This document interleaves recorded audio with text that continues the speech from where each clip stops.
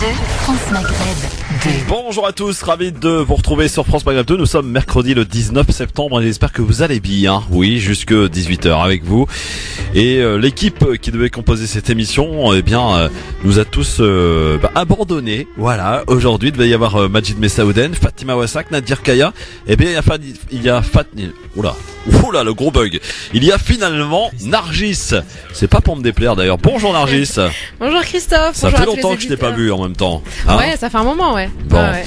Sois la bienvenue, comment ça va? Ça va bien et toi? Oui, de bonnes vacances? Ouais, des vacances comme un étudiant Studieuse. qui travaille. Voilà, c'est ça. Étudiante en histoire, on le rappelle, notre Nargis national. Et tout à l'heure justement, Majid Messaouden qui est à la veille de son procès, il passe demain évidemment dans son affaire qui l'oppose avec les militants d'extrême droite, le Printemps républicain entre autres, qu'il a cité, il les a cités, il est qualifié de nazis, donc il passe au tribunal demain. On sera avec lui d'ailleurs à 17h pour faire un petit peu le point sur cette affaire et ce collectif qui s'est mis en place le concernant de soutien pour Majid Messaouden. Il sera avec nous donc à 17h par tel tout à l'heure sur France Maghreb 2. Et puis bien entendu, voici le programme pour cette émission. Il y a du lourd. Vous allez encore pouvoir évidemment et comme d'habitude nous appeler parce que votre avis nous intéresse. Pour ce faire, un seul numéro de téléphone à le composer jusqu'à 18h 01 40 33 9000. C'est le numéro magique pour arriver jusqu'à l'antenne, parler à Nargis et échanger ensemble sur France Maghreb 2 parce que évidemment il faut libérer la parole, il faut que chacun puisse s'exprimer. La démocratie est bel et bien en marche ici et il n'y a pas de liberté d'expression à géométrie variable. Le Grand Forum avec Christophe Roux sur France Maghreb 2. LGF, le Grand Forum. On est là messieurs dames, ravi de vous retrouver une nouvelle fois jusque 18h avec Nargis qui est en notre compagnie, notre étudiante en histoire qui est avec nous évidemment et qui étudie d'ailleurs, rappelons-le, la période tout particulièrement de octobre 88. C'est ça, exactement. Voilà. Merci. Ça va, ça avance bien les travaux? Ça avance, ouais. Bon, formidable. 01 40 33 9000 pour répondre à cette question du jour que l'on vous pose aujourd'hui sur les réseaux sociaux ainsi que par téléphone pour nous appeler, pour donner votre avis. 01 40 33 9000. Dans une interview pour le quotidien suisse Le Temps, le frère de Tariq Ramadan déclare que les musulmans pardonneront à ce dernier ses relations extra-conjugales et qui pourraient revenir sur le devant de la scène. Est-ce que vous êtes d'accord avec lui ou pas? Vous répondez à cette question sur Facebook, France Maghreb 2, ainsi que sur Twitter, LGF officiel. Qu'en pense Nargis? Moi, c'est ce que je t'ai dit tout à l'heure. Je trouve que la question, enfin, c'est compliqué de répondre à cette question par oui ou par non. Ah bon?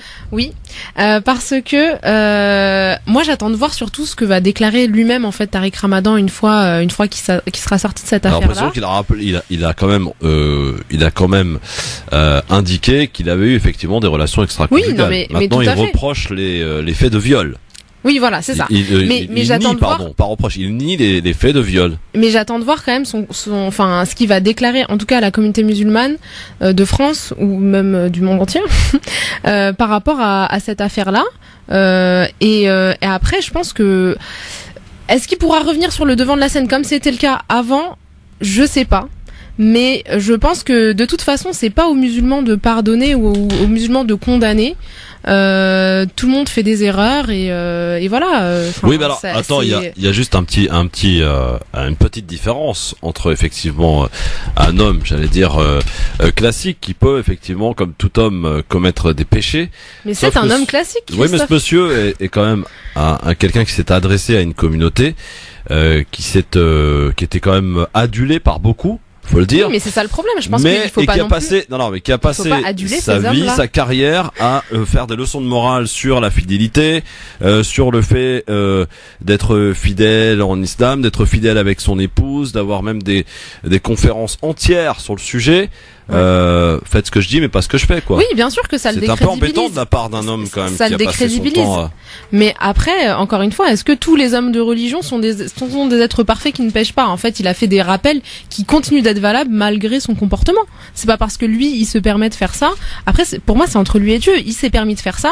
Effectivement, comme je dis, ça le décrédibilise. Mais est-ce que c'est à nous de le condamner? Est-ce que c'est à nous, est-ce que c'est à nous de le pardonner? Je pense que c'est plus tu peux peut-être te mettre à la place de ceux qui l'ont effectivement et à juste titre de la part d'un intellectuel qu'il est Tariq Ramadan, qui l'ont suivi, qui l'ont respecté et qui se trouve un petit peu orphelin Oui, quand mais ils moi-même. découvrent cette vérité qui peut leur faire mal quand même, parce que l'infidélité d'un homme, certes, oui, il y en a plein, mais l'infidélité de celui qui t'a peut-être initié ou appris l'islam, qui t'a rappelé à longueur de ton adolescence et de ta jeune adulte ce qu'il fallait faire et ne pas faire, ça a du mal à passer chez certaines et certains. Oui, mais est-ce que ça remet en question son message? C'est ça que je te dis, ça remet pas en question son message. Son message, il continue d'être valable. Après, lui, il s'est permis de se comporter comme ça, comme je t'ai dit. Je pense que c'est vraiment enfin, bien sûr que c'est décevant. C'est décevant, mais et que ça le décrédibilise. Mais après, vraiment, je pense que c'est pas à nous de pardonner ou de condamner quoi qu'il arrive. Après, on verra ce qu'il fera pour mériter de revenir sur le devant de la scène. En fait, c'est ça que je veux dire. Alors, vous pouvez nous donner votre avis, hein, peut-être nous départager pour le coup, quoique moi j'ai pas forcément d'avis sur la question, c'est juste des interrogations. 01 40 33 9000 pour ce faire, pour nous dire un petit peu ce que vous en pensez, répondre à cette question, franchement, par rapport aux déclarations de son frère dans la presse suisse. Donc selon lui, les musulmans lui pardonneront ses infidélités et il reviendra en haut de la scène, quoi, au devant de la scène selon lui. Vous êtes d'accord ou pas? Alors les résultats sont assez partagés. Je m'attendais quand même à plus, mais 52% pensent que oui, ils sont d'accord avec le frère de Tariq Ramadan sur Facebook, France Maghreb 2, et 54% sur Twitter, @GF officiel. Il y a quand même donc une majorité pas écrasante sur le coup, qui soit d'accord avec le frère de Tariq Ramadan. D'autres qui pensent que effectivement il ne reviendra pas en haut de la scène, d'autres qui pensent qu'ils ne pardonneront pas cette infidélité. Bref, bien que ce soit effectivement, comme tu l'as rappelé à juste titre, pas forcément à nous de lui pardonner ou pas d'ailleurs, mais voilà, c'est la question, elle est posée, on vous la pose et vous y répondez. 01 40 33 9000. Beaucoup au déclenchement de cette affaire et dès son incarcération étaient beaucoup à s'exprimer sur cette affaire, et puis alors très peu maintenant le font, à croire que certains l'ont fait par opportunisme, à croire qu'il y avait peut-être une place, et là je parle des responsables, de quelques personnalités de la communauté, à croire qu'il y avait peut-être une place à prendre, et maintenant que l'affaire commence à prendre une certaine tournure, je trouve qu'il y a un silence qui en dit long sur certaines personnes. Voilà, suivez mon regard, je ne citerai évidemment personne, mais bon, 01 40 33 9000, allô, bonsoir. Oui, bonsoir. Bonsoir, chère madame, quel est votre prénom? Alors moi c'est Sarah, j'étais en train de conduire et je vous écoutais sur le débat et je me suis dit, Sarah, papa, je vais mettre mon petit grain de sel. Elle nous appelle d'où, Sarah? Bah là je suis sur l'autoroute là à 86. Ah, très bien. Bon, alors forcément vous avez le temps parce que ça bouchonne, j'imagine. Exactement, vous avez tout compris. Alors Sarah, dites-moi, quel est votre point de vue? Alors sincèrement, mon point de vue, il est. Alors moi, je suis peace and love, donc je suis une musulmane qui est très ouverte d'esprit, qui ne juge personne et qui est pour la diversité du monde. Mais sincèrement, en fait, c'est une grosse déception. En fait, c'est un château de cartes qui s'effondre concernant Tariq Ramadan. Pourquoi? Alors c'est pas une question de le juger, c'est pas une question de pardonner ou ne pas pardonner, parce que Allah il pardonne. Alors je vois pas pourquoi nous on ne pardonnerait pas. Après c'est entre lui et son créateur. Bien sûr. J'ai envie de dire. Ouais. Mais position qu'il a en tant que leader musulman du monde européen, sincèrement, c'est une grosse déception. C'est-à-dire que moi, je me positionnais, je parle pour ma part, je me positionnais comme quelqu'un qui défendait les causes de Tariq Ramadan. Pourquoi? Parce que c'est un homme de loi, un homme de apparemment, il y a un tunnel. Qui a toujours défendu les valeurs de l'islam, sachant que la femme musulmane est rabaissée dans le monde européen en disant qu'elle est soumise et tout ça. C'est vraiment catastrophique pour ma part. Excusez-moi du terme. Et moi, pour moi, il aura plus la même.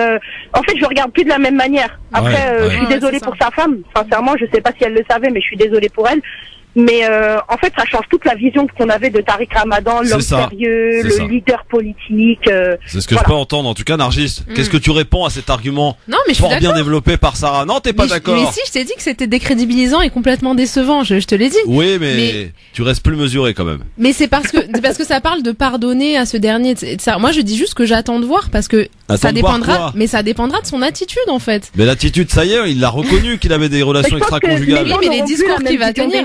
On a beau dire pardonner, on est personne pour pardonner. Ça c'est sûr, on est d'accord. Non, mais une fois qu'on est déçu. Non mais attendez, Sarah, Nargis, il faut qu'on se reprenne 5 minutes. On est les premiers à juger. Dès qu'un mec va ouvrir sa chemise de travers, vous êtes les premiers à juger. Arrêtons. Le monde d'aujourd'hui, c'est que les gens jugent. Moi, personnellement, je suis pas quelqu'un qui juge. Je me dis toujours que je sais pas ce qui, après, ça reste moi, c'est ma personnalité. Ouais. Mais je peux comprendre que les gens le jugent aujourd'hui parce que c'est un homme qui fait devant de la scène. Bien sûr. C'est un homme qui est Eh bien, célèbre, on va pas se voiler la face. Bah il est Bien sûr. célèbre. Oui, oui. Un très grand intellectuel. et voilà, quoi, c'est comme un policier qui prend une arme et qui tire sur quelqu'un gratuitement comme ça, ou qui a fait un accident parce qu'il était bourré. Ses collègues ne le regarderont plus de la même manière parce qu'il va, enfin, Oui, bien sûr. c'est, Ouais, c'est ça juste, dépend. voilà. Sarah, vous faites quoi dans la vie? Tu fais quoi dans la vie? Alors moi j'étais agent d'escale et aujourd'hui je suis maman au foyer, j'ai mes petits mioches que j'élève tranquillement et voilà. Ah, combien? J'ai une fille et un garçon. Waouh, le choix du roi, quoi. Alhamdoulilah comme on dit chez nous. Et agent d'escale, donc t'as abandonné ton métier pour un congé. Ouais. Oui et non, puisque aussi c'est parce que en fait Je suis curieux, j'ai porté le voile et je voulais plus le retirer tout simplement. Ah, ok. D'accord. Eh ben écoute, merci Voilà. Sarah en Tout à tout ton cas honneur. d'avoir mis Merci ton à petit vous. grain de sel comme tu dis Ouais. et Oui. je t'incite à le faire plus souvent et plus régulièrement. Bah j'espère. Merci en tout cas à vous, c'est super intéressant de vous écouter. Merci encore. Bah merci à Merci vous, à c'est vous. super intéressant Au de revoir. vous écouter, vous auditrices, auditeurs sur France Maghreb 2. Alors Nargis, hein, tu vois, voilà ce genre d'argument, on l'entend. Il faut Oui, l'entendre. non mais je le comprends. Oui. Mais je dis juste que, en fait, c'est dans la question, c'est est-ce que les musulmans pardonneront en fait. Oui. Tu vois, c'est ça qui me. Bah, c'est son frère qui dit ça, moi c'est Bah pas oui, moi. c'est son hein. frère qui Voilà. dit ça. Ouais, oui. Son frère dit ils pardonneront les infidélités, les relations extra-conjugales de Tariq Ramadan et il reviendra Et qui- en haut de la oui, scène. en plus, enfin, je sais pas, enfin, pourquoi il prédit ça en fait. Ben, je sais pas moi. Qui vivra verra. Comme on Voilà. dit. Allô bonjour, autre avis peut-être différent, on ne sait pas. Allô bonjour. Oui, bonjour, Bonjour cher monsieur, quel est votre prénom? c'est Jamel de Paris. Bonjour Bonjour. Jamel de Paris. Il fait quoi dans la vie Jamel? Je suis commercial. Commercial, tu vends quoi comme truc? Je fais partie d'un bureau d'études en fait. Je fais plus du chiffrage de prestations. Très bien, t'es dans Donc, les je chiffres. vends quoi. rien, je chiffre d'abord et puis ensuite les gens vendent. C'est bien. Ouais. Bon alors Jamel, ton avis là-dessus, sur la question? C'est tout très Alors, intéressant. Tariq Ramadan, bon, je m'étais déjà exprimé sur le sujet. Bon, il a fait ce qu'il a fait. T'avoueras qu'on s'en souvient plus, hein. Pas Il y en a eu partisan, tellement. mais surtout, ce que j'avais évoqué, c'était que entre guillemets, sont souvent les cordonniers les plus mal chaussés, c'est-à-dire qu'en gros, ils prônent une certaine vision de la femme, un certain comportement à avoir, et puis, malheureusement, dans la vie privée. Bon, ça c'est un point. Ce qui me gêne le plus, là encore, dans l'histoire, c'est qu'on en remet une couche par son frère qui commence à annoncer que les musulmans lui pardonneront. De quel droit il se permet de dire ça? Est-ce qu'ils ont quelqu'un, en fait, qui les conseille en communication, parce que ça va pas du tout. J'ai l'impression que aujourd'hui tout lui est dû en fait, c'est-à-dire que les musulmans sont tellement idiots qu'aujourd'hui sa parole reste crédible. C'est plus possible. Moi je considère que Tariq Ramadan c'est le Cahuzac de l'islam, de la religion. Ouais. de l'intellectuel musulman aujourd'hui. Ouais, pas de l'islam, Voilà, de la... Cahuzac. Oui. Bah, Donc aujourd'hui, Cahuzac, il a eu entre guillemets la bonne idée, ou du moins l'amabilité de plus ramener sa fraise. Excusez-moi de parler comme ça. J'espère que Tariq Ramadan aura la décence de faire la même chose, parce qu'aujourd'hui, il n'a plus aucune crédibilité et les seuls gens qui l'écouteront ou qui le suivront ou qui iront voir ses conférences sont des gens qui ont une petite mémoire ou des gens qui n'ont absolument pas d'intelligence. maintenant, Jamel, il faut juste rappeler et séparer deux choses. Je précise que ce sont là les frères des commentaires du frère de Tariq Ramadan. Ouais, c'est ça. que nous commentons. il en sait D'autre rien. part, Ouais. D'autre part, il est important de rappeler, Jamel, Nargis, amis auditrices, auditeurs, que dans l'affaire judiciaire qui le concerne et son incarcération, aujourd'hui, judiciairement parlant, la présomption d'innocence auquel a le droit toute personne n'est pas respectée dans cette affaire, qu'on aime ou qu'on soit d'accord ou pas avec Tariq Ramadan. C'est autre chose. Là, Voilà. j'entends bien, Christophe. Mon seul souci Oui. aujourd'hui, c'est que c'est quelqu'un qui normalement est le représentant d'un intellect musulman, pardon, ou du moins il se dit comme tel. Et malheureusement, aux yeux des non musulmans ou des intellectuels non musulmans, si un jour vous leur représentez Tariq Ramadan, la première des choses qui va se passer, c'est qu'il va être décrédibilisé par cette situation-là. Bah oui, Bah c'est oui, pour ça qu'à complètement, juste oui. titre, il pourra Donc, plus à jamais venir partir sur un de là, plateau télé. À partir de là, il part avec 10, 15, 20 mètres, 100 mètres Ah oui. de retard, et sa parole n'est malheureusement plus crédible. Même J'ai envie si- de dire quel gâchis, parce que pourtant Ouais, c'est c'était dommage. Vous savez, regardez, la faiblesse de l'homme. l'énergumène de Zemmour, je me rappelle en tout cas, c'est le seul qui a réussi à lui faire fermer le clapet un petit peu. C'était Tariq Ramadan. C'est un grand intellectuel. Ça, il y a pas à le nier. Ouais, Maintenant, je comprends au travers de ton témoignage et de celui de l'auditrice précédente qu'il y en a qui se sentent pas trahis, c'est peut-être pas le mot, mais ils se sentent orphelins aujourd'hui de quelqu'un qu'ils ont suivi pendant longtemps, qu'ils ont pas vénéré, c'est pas le terme choisi, mais qu'ils ont en tout cas en qui ils ont placé leur confiance pour peut-être leur apporter quelques conseils. On a tous besoin de conseils, bien que la première des choses dans le Coran c'est Iqra, donc lire par soi-même, c'est déjà bien. Mais en tout cas de se référer à quelqu'un qui avait de très bons conseils et qui a fait des conférences par milliers au travers des cassettes qui ont inondé dans les années 90-2000, de voir que ce monsieur aujourd'hui a commis des choses qui va à l'encontre de ce qu'il a prôné pendant de nombreuses années, je comprends que voilà, c'est tout le problème aujourd'hui. C'est tout le problème aujourd'hui. Moi, je nie pas son intellect. Hein. C'est quelqu'un, franchement, qui, je trouve qu'il a une pensée musulmane, si je peux me permettre, qui rapporte à la situation qu'on vit aujourd'hui, si tu veux, au contemporain. Mais le problème qui se pose, c'est qu'aujourd'hui, on n'a pas la possibilité de tenir un discours crédible face à un orateur, je dirais, adverse ou quelqu'un qu'on aurait besoin, comme ça a été le cas par le passé, d'affronter sur un plateau de télé, dès lors qu'on est mouillé par ce type d'affaires. Autrement dit, faites ce que je dis, pas ce que je fais. Moi, je veux pas rentrer dans sa vie privée, il fait ce qu'il veut. On a tous fait des erreurs. Bien sûr, bien sûr. À un petit degré, à un grand degré, ça. Je suis pas là pour, je suis pas le juge d'instruction pour pouvoir. Bon, par contre, ce que je lui reproche, c'est que derrière, si un jour il a besoin de se représenter au devant de la scène et de se permettre de donner des leçons philosophiques sur la vie ou sur autre chose, il n'a malheureusement, pour moi, plus la possibilité ou le crédit pour pouvoir se permettre de parler en son nom ou au nom des autres, sachant que lui n'applique pas ces principes-là. Quel gâchis. Merci Jamel. Exactement. Merci Jamel de Paris, à très vite et bon retour à la maison. Merci. Et il y a Madame Amina qui est avec nous aussi au 01 40 33 9000. Vous êtes beaucoup à vouloir vous exprimer et vous pouvez continuer de voter, de répondre à cette question sur Facebook France Maghreb 2 ainsi que sur Twitter LGF officiel dans le grand forum, votre émission de réelle liberté d'expression. C'est votre talk de fin d'après-midi. Amina, bonjour. Oui, bonjour. Bon, vous nous appelez d'où? Vous nous appelez d'où, Amina? Oui, je demande de renseignement. C'est quoi cet après-midi pour les annonces ou pour... D'accord, Amina. Amina, vous êtes trompé d'émission. C'est à 18h les annonces, ma chère Amina. Hein? Amina, 18h. J'ai cherché un service de juridique. Un service juridique? Un service juridique, c'est ça? Oui. Oui, bah vous appelez, alors j'ai deux petits conseils à vous donner, comme ça on dirait que je vous les file. Le dimanche 18h avec Maître Maghrebi. Et le lundi à 15h avec Maître Hassan Boukhalifa, il y a deux avocats qui interviennent sur notre radio. Dimanche 18h, lundi 15h. Dimanche 18h, lundi 15h. Voilà. Service de l'UGD. Voilà, c'est ça. Vous êtes Mjahed ou Nabil? Non, je suis pas Mjahed, je suis Christophe, ma chère Amina. Ah, merci Christophe. À bientôt, Amina. L'un ou l'autre, pareil. Pareil, kiff kiff. Merci, à bientôt. On a juste pas la même voix. 01 40 33 9000. Allô, bonsoir. Bonsoir Christophe. Bonsoir. Nargis, elle s'appelle Nargis. Nargis. Voilà. Nargis. Tu connaissais pas ce prénom, hein, je suis sûr. Si, je l'ai déjà entendu, mais il est rare. Oui, moi je l'avais jamais entendu, tu vois. C'est la Prums et elle est unique. Tu nous appelles d'où d'abord, ton prénom? Par rapport à Tariq Ramadan. Oui, mais attends, du calme. Ton prénom et ta ville d'appel? Mourad de Malakoff. Mourad de Malakoff. Tu fais quoi dans la vie, Mourad? J'ai envie de tout savoir aujourd'hui. Je travaille à la fête de l'UMA. Non, mais c'est pas ton métier. Donc, ça. J'ai vu la petite Ahad Amini. Oui. Voilà, ça m'a fait plaisir.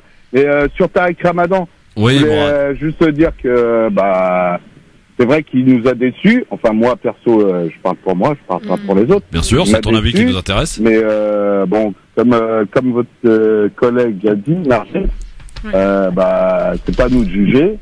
Il sera jugé. Mais c'est vrai que pour revenir sur le devant de la scène, ça va être dur. Et bon, courage à lui, et puis voilà. Mais merci. En tout cas, il est très très fort. Ouais. Je sais pas si vous avez vu, une fois, il a eu un débat, je crois que c'était sur Europe 1, et il avait face à lui 7-8 journalistes, la crème du journalisme français, Al-Kabash et compagnie. Et faut regarder la vidéo, elle est sur YouTube, mais il faut voir comment il les a aplatis, les 7. Les 7, il les a mis chiffon. Ah, mais Voilà. ça, il était très Et fort en une débat. autre question, Christophe. Oui, Morad. Voilà, j'ai acheté un t-shirt BDS Oui. et je voulais savoir au niveau juridique, qu'est-ce que je risque, ou si je risque rien du tout, par rapport à la loi. Ah, bonne question. Bah, on posera la question à nos avocates du LGF et si elles nous écoutent, qu'elles nous appellent pour nous donner la réponse. Merci Comme ça, beaucoup, je Morad. le mets moi et je le fais porter par mes gamins en même temps. Très bien. Merci, Morad. Salut. Voilà, bon courage à vous et merci pour tout ce que vous faites. Bon, alors là, c'est quand même 3 témoignages qui vont dans le sens finalement de ne pas être d'accord avec le frère de Tariq Ramadan, Nargis, hein, pour le coup. Oui, oui, Faut le oui. noter, ça. Oui, Faut bah l'entendre. Je le note et je l'entends, Christophe. Bon, formidable. On va prendre un autre avis peut-être du côté du standard. 01 40 33 9000. Bonsoir. Bonsoir. Bonsoir, prénom et ville d'appel. Abdou, c'est Damien. Je peux parler avec Christophe, s'il vous plaît? Ouais, bah t'es là, t'es en direct, mon vieux. Hein. Ton prénom, pardon, j'ai pas entendu. Abdou. Abdou, tu nous appelles Damien, dans la Somme. Oui. Très bien. Tu fais quoi dans la vie, Abdou? Moi, je suis dans le bâtiment, mais pour l'instant, je travaille pas. Je suis en chômage. Bah traverse la rue, tu vas trouver du boulot d'après Macron. Ouais. Il y a des difficultés, problèmes de santé et tout ça. C'est pour ça. Allez, Chafi, j'espère que ça va aller, Inch'Allah. Amen, merci bien pour tout le monde. On t'écoute, Abdou. Oui, la première, c'était bien pour Tariq Ramadan. Tariq, oui. Oui, je me demande, excusez-moi, parce que là, je fais des fautes de frappe, là, je maîtrise pas le français très bien, mais... Tu frappes pas, tu parles, là, pour l'instant, Abdou, tout va bien. Ok, ça marche. Je sais pas, est-ce que la dame qui l'a dit qu'il a violé et tout ça, est-ce qu'elle a posé plainte ou même jour ou c'est après? Ah non, elle a déposé plainte, quelques jours après, effectivement. Mais là, on va pas rentrer dans l'affaire judiciaire parce que c'est extrêmement compliqué. Il y a beaucoup là, on parle vraiment uniquement par rapport aux déclarations du frère de Tariq Ramadan, qui dit que selon lui, les musulmans vont lui pardonner et que Tariq Ramadan, selon lui, reviendra en haut de la scène. D'accord. Voilà. Lui pardonner. Ouais. Okay. C'est relations extra-conjugales, qu'il a reconnu, on le rappelle. Et pour moi, si tout le monde qui se trompe et tout ça, c'est pas un grand acte qu'il a fait, mais à mon avis, bon, c'est ça, c'est dans notre religion de pardonner tout le monde. Déjà, on regarde le prophète qui pardonne tout le monde, ils l'ont frappé, ils l'ont avec les pierres et tout ça, ils pardonnent tout le monde. Ouais, mais est-ce que les humains sont à la hauteur du prophète en tout matière d'ailleurs? Je pense pas, hein. On est bien en deçà évidemment, parce qu'on est les premiers à juger, les premiers à criminaliser, les premiers à jeter en pâture. On doit tendre vers ça. Comment? Ouais, voilà, mais on n'est pas des anges, tout le monde qui se trompe, même s'il a fait cet acte ou un truc comme ça. Il y a des gens qui ont fait le pire. Ouais, alors là, pour dire honnêtement, bon, que tout le monde se trompe. Alors là, pour un acte qu'il a fait, bon, il a fait ou il l'a pas fait, on ne sait pas. C'est que Dieu qui sait ou les gens qui sont entourés. Enfin. Mais quand même, il faut pardonner. C'est un être humain comme les autres. Et un truc que je vous raconte juste vite fait. Ouais, Abdou. Une petite histoire que le prophète, il était dans la mosquée avec ses copains et tout. Et un homme qui vient de rentrer, il a dit qu'il y a quelqu'un qui va rentrer, c'est quelqu'un du paradis. Alors tout le monde, ils se retournent, ils ont vu le mec une fois, deux fois, troisième fois. Il y a un les copains du prophète, il a suivi chez lui. Il a claqué la porte, il a dit voilà, je suis disputé avec mon père, est-ce que tu peux m'héberger pour 3 jours Et il a dit ouais, il n'y a pas de souci. Il est rentré chez lui, c'est juste par curiosité pour voir qu'est-ce qu'il fait le mec. Alors il fait comme les autres, il fait 5 prières, et il sort le matin, il fait son travail. Le soir il rentre chez lui, normal, ni moins ni plus. Le 3e jour il a dit voilà, moi j'ai pas disputé avec mon père, juste parce que le prophète il a dit il y a quelqu'un du paradis, il va rentrer à la mosquée, juste pour savoir qu'est-ce que tu fais dans ta vie du bien. Il a dit je fais rien du tout, juste le soir quand je me dors, je pardonne tout le monde, tout ce qu'ils m'ont fait et tout ça, je pardonne tout le monde. Alors son cœur il est bien, alors Dieu il nous juge avec nos cœurs, alors c'est pas la peine d'aller loin et de juger les gens. Merci Abdou, merci. Je vous en prie. À bientôt, salut Abdou du côté d'Amiens. Bon, on continue d'en parler parce qu'il y a beaucoup d'appels et il est bon de vous entendre parce que cette question, j'avoue qu'elle m'intéresse vraiment pour avoir le ressenti des gens. Mais c'est intéressant parce que les appels reflètent jusque-là pas tellement les résultats du sondage, de la question posée aujourd'hui. C'est intéressant. Alors vous continuez de voter évidemment sur Facebook France Magab 2, sur Twitter LGF officiel et on est de retour avec notre unique Nargis dans un instant sur France Magab 2. À tout de suite. Et on est là, mesdames, messieurs, pour le grand forum, jusque 18h sur France Maghreb 2, 01 40 33 9000. On continue d'ailleurs de vous accueillir pour répondre à cette question du jour que l'on vous pose aujourd'hui et qui suscite beaucoup de réactions. Voilà, écoutez, c'est très intéressant en tout cas d'avoir les ressentis, les avis qui diffèrent pour le coup. Vous nous appelez, vous nous donnez votre avis et vous continuez de voter aussi sur Facebook France Maghreb 2 ainsi que sur Twitter LGF officiel pour voter bien sûr sur France Maghreb 2. Et on a Shaima qui est avec nous, toujours évidemment avec notre Nargis nationale, notre étudiante en histoire. Shaima. Oui. Bonjour Shaima. Bonjour. Shaima, oui, bonjour. Vous nous appelez d'où bonjour. Shaima? D'Orléans. D'Orléans, 102.6 pour nous écouter. Vous faites quoi de beau à Orléans, Shaima? Donc non, aujourd'hui j'étais avec mes enfants, donc c'est, je les ai récupérés pour le sport.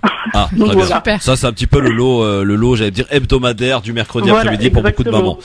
Shaima, Exactement. votre avis nous intéresse. Donc oui, j'appelle concernant donc Tarek Ramadan. Donc moi, je pense que l'avis qu'a donné son frère sur le fait que les musulmans vont lui pardonner. Moi, je pense que je suis sincèrement convaincue de ce qu'il dit. Ah oui. Dans le sens où il faut que nous, musulmans, on se mette dans la position où, en fait, chaque personne a une vie professionnelle et une vie personnelle.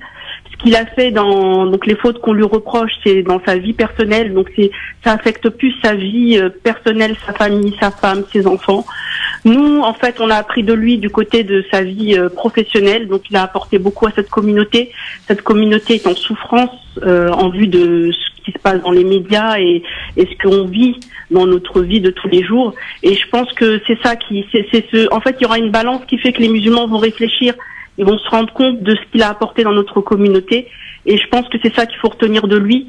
Et ce qu'il a fait, c'est que lui qui sera jugé. Et je pense que le fait qu'il soit isolé, il va se remettre en question sur. Bon, je suis pas à sa place, mais voilà, c'est que lui et sa famille. Nous, c'est vraiment prendre ce qu'il nous a donné et voilà. Et le reste, je pense que chaque personne a des points positifs et négatifs. Chacun de nous fait des fautes. Et on aimerait bien qu'on nous pardonne. Donc pour nous, en tant que moi en tant que musulmane, je pense que voilà, on fera que lui pardonner. On fera que lui pardonner parce qu'on attend, je pense aussi beaucoup de lui parce que c'est une grande figure de la communauté musulmane. Donc voilà. Nargis. Pourquoi tu veux? Non mais vas-y, réponds. Non mais je suis assez d'accord. En fait, moi j'attends de voir si effectivement les musulmans pardonneront parce que je trouve que quand même dans la communauté il y a tendance parfois à vraiment condamner les gens. Encore une fois, voilà, ce que je disais tout à l'heure, c'est que faudra voir son comportement, comment lui se présente, est-ce qu'il présente des excuses à la communauté, est-ce que pourquoi il va nous entre guillemets pourquoi il nous demanderait pardon? C'est pas à nous qu'il faudrait qu'il demande pardon, c'est à sa famille, à sa femme. Voilà, c'est ça. Nous entre guillemets on n'a pas à attendre un pardon de sa part. Le monsieur qui disait voilà les musulmans qui vont l'écouter après ils sont limite stupides, ils réfléchissent pas. Mais non, moi ça m'est égal ce qu'il a fait. Non, je suis d'accord avec toi, mais est-ce que les gens lui pardonneront? Est-ce que les gens lui pardonnent? Qui est affecté. Oui, mais est-ce que tu penses que les gens vont lui pardonner? Il m'a apporté beaucoup au niveau de voilà, il m'a donné le déclic dans l'apprentissage de la religion. Je pense qu'il a donné le déclic à à beaucoup de gens en plus. Oui. Voilà. Oui. Donc après, mais est-ce que tu penses sur une faute? Oui, excuse-moi. Oui. Est-ce que tu penses que vraiment tout le monde va lui pardonner? Mais je pense une grande majorité. D'accord, mais je pense que justement ça va dépendre aussi. Moi, je suis d'accord avec ce que tu dis, qu'il a pas besoin de nous demander pardon, mais je pense que ça va jouer sur le fait que les gens vont lui pardonner si déjà de lui-même il cherche à demander il cherche le pardon des gens, alors que même si je suis d'accord avec toi sur le fait que excusez-moi, c'est pas à nous de lui extrêmement pardonner. naïve toutes les deux, mais je vous pose une question. Merci. Comment vous expliquez du non-soutien de la communauté musulmane? Par exemple, j'en veux pour preuve avec des manifestations de soutien organisées où il y avait à peine 50 personnes. Comment vous expliquez que la communauté musulmane l'a lâché? Ça, la lâcher, je pense que c'est un grand mot. Ah bah écoutez, si on s'en réfère, attendez. Les gens, entre guillemets, non pas, par exemple, moi j'ai ma vie familiale qui fait que j'ai pas du tout la possibilité de me déplacer, mais si je pouvais me déplacer pour ces manifestations, je le ferais volontiers. Je pense qu'on a toutes nos activités, on va dire personnelles, qui nous empêchent d'aller dans ces manifestations-là. Après, nous, religieusement, Dieu nous donne le moyen de l'aider par nos invocations qu'on fait journalières. Voilà, une invocation aussi, ça apporte une sorte de manifestation, bien sûr, qui n'est pas physique, mais qui reste spirituelle, mais qui est aussi forte. Donc je pense que chaque musulman aussi qui n'a pas le temps de se déplacer fait cette invocation, et je pense que Tarek Ramadan, je pense qu'on le soutient à travers je pense la plus belle manifestation qu'on donne, c'est celle qui est spirituelle. La physique entre guillemets, c'est seulement c'est pour dire les musulmans sont là, on n'a pas besoin de ça. Mais je pense qu'il n'a pas besoin de ça. La plus forte qu'on peut faire, c'est vraiment lui faire des invocations pour lui. C'est un signe quand même, Shaima. Mais bon, merci en tout cas pour votre avis. Voilà. À bientôt. Merci. Au revoir. 01 40 33 9000. Comme quoi les avis diffèrent sur le sujet. Je rappelle que vous pouvez voter évidemment, nous donner votre avis. On prolonge un petit peu parce qu'il y a beaucoup de personnes qui souhaitent s'exprimer. 01 40 33 9000, nous donner leur avis sur les déclarations du frère, on le rappelle, de Tarek Ramadan.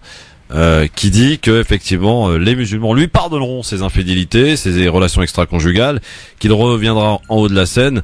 Vous êtes d'accord ou pas avec le frère de Tarek Ramadan? C'est des déclarations que vous pouvez retrouver donc dans le journal Le Temps, un journal suisse. Allô, bonsoir. Oui, bonsoir. Bonsoir monsieur, quel est votre prénom, cher monsieur? Daoud de Rome-Maison. Salut Daoud.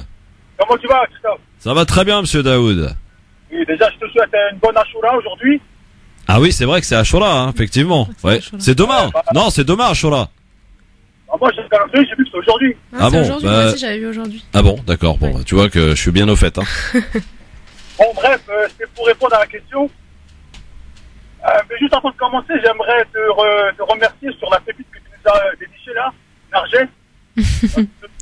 Par rapport à d'autres chroniqueuses là, du LGF, je trouve que c'est la meilleure de loin parce que elle se jette pas, elle est pas binaire, elle dit pas c'est bien ou c'est pas bien, elle essaie de comprendre. Daoud, t'es un faillot. Non mon gars, c'est la vérité. Ouais. Bon, en fait, déjà, merci. on voit vite en besogne là sur Tarek Ramadan parce qu'il n'est pas condamné. Et je trouve qu'il faut nuancer les paroles de son frère. Quand il dit pardonner, il dit pas selon ses péchés à lui, je pense. Il dit par rapport au mal, indirectement à la communauté. Parce que contre lui, Voilà. Daoud, on t'entend super mal là, tu nous fais quoi, le coup de la panne ou quoi? Daoud? Ah bon, on l'a perdu, Daoud. Bon. Tu nous rappelles si tu souhaites finir, Daoud? Il est parti. Bon, très bien. 01 40 33 9000 pour nous appeler, bien sûr, pour continuer de nous donner votre avis sur France Maghreb 2. Bien sûr, dans un instant, on va accueillir notre ami Majid Messaouden qui, vous le savez, passe en procès demain. Il va nous relater un petit peu cette affaire. Juste... pas pour finir, mais en tout cas pour changer, je vous propose d'écouter la déclaration de presse de l'avocat de Tarek Ramadan hier à l'issue de la confrontation avec Christelle, la plaignante. Voici ce qu'a dit au sortir de cette confrontation l'avocat de Tarek Ramadan, Emmanuel Marcy. La confrontation qui devait avoir lieu au mois de juillet a enfin eu lieu. La confrontation est toujours un moment de vérité puisqu'elle permet de placer les interlocuteurs face à leur vérité, face éventuellement à leurs contradictions. M. Tarek Ramadan a maintenu sa position fermement. Il n'a jamais eu de relation sexuelle avec cette plaignante qui se fait appeler Christelle. Cette confrontation a été l'occasion de demander à cette partie civile de prouver ce qu'elle disait, des certificats médicaux où il n'y en a pas. Les certificats médicaux qui ont été produits infirment ce qu'elle dit. Des images, des emails, des menaces depuis des années. Il n'y en a pas, tout s'est perdu, curieusement. Et puis des contacts avec les renseignements généraux de l'époque, avec le président de la République de l'époque, avec des hommes politiques pour faire interdire M. Ramadan de France. Eh bien tout ceci s'évapore.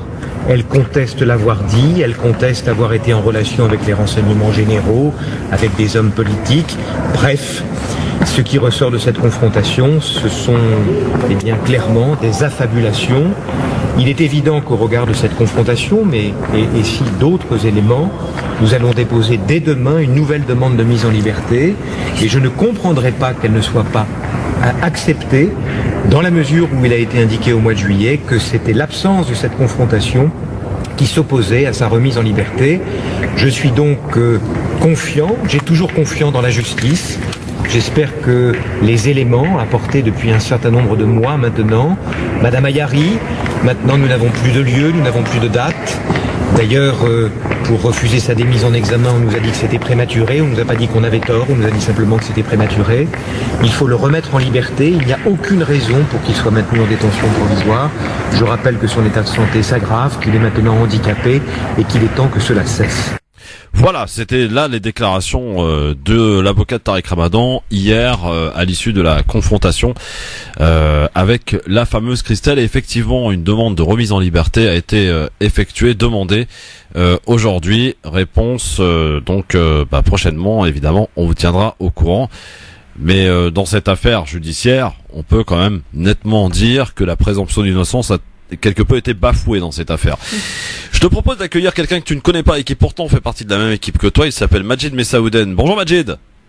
Bonjour. Bonjour Majid. Alors mon cher Majid, qu'est-ce qui t'a pris d'aller vouloir insulter, qualifier les printemps républicains, Non, les identitaires, les voilà, identitaires.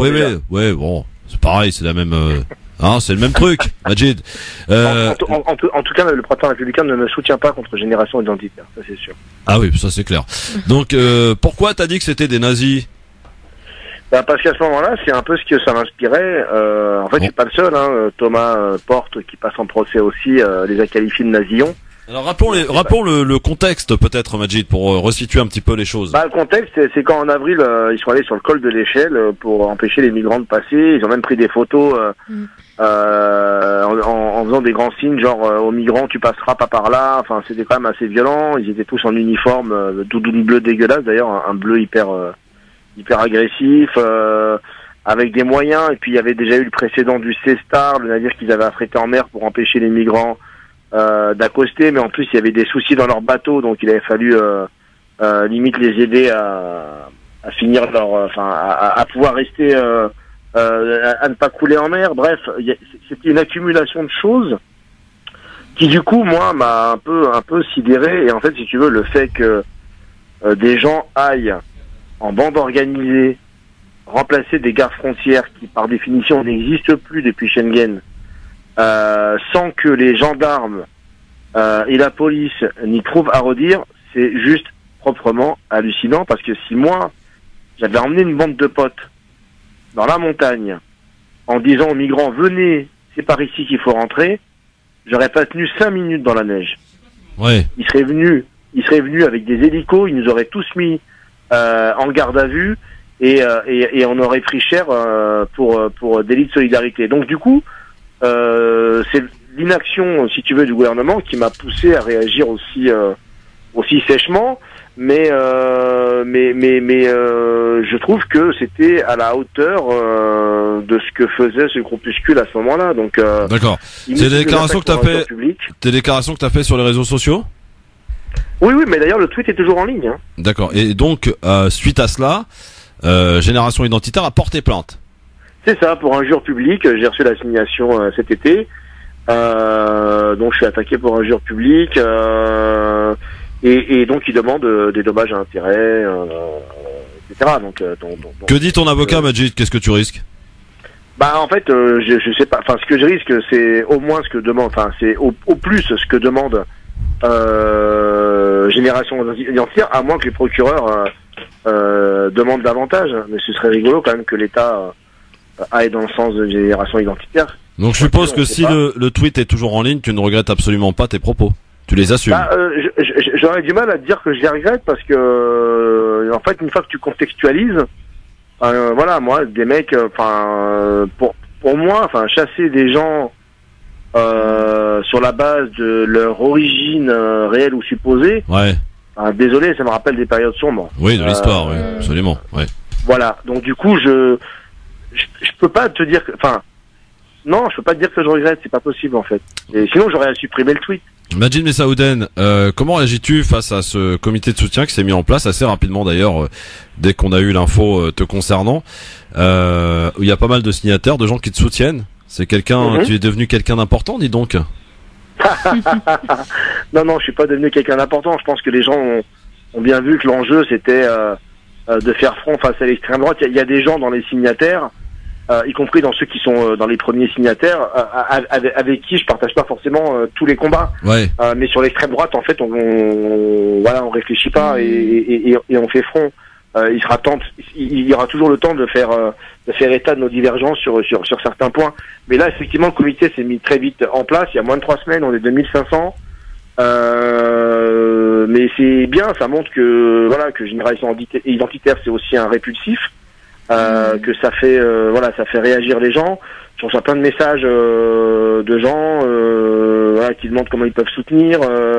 Donc du coup, ça fait chaud au cœur, mais moi j'aimerais bien que ça reste constant et que ces gens-là continuent là où ils sont de se battre contre cette extrême droite-là qui, je le disais encore à une journaliste ce matin, en fait, ils ont des relais super puissants, enfin, que ce soit dans Valeurs Actuelles, dans Causeur, même dans Le Point ou dans d'autres médias dits d'ailleurs de gauche, ils ont des relais puissants.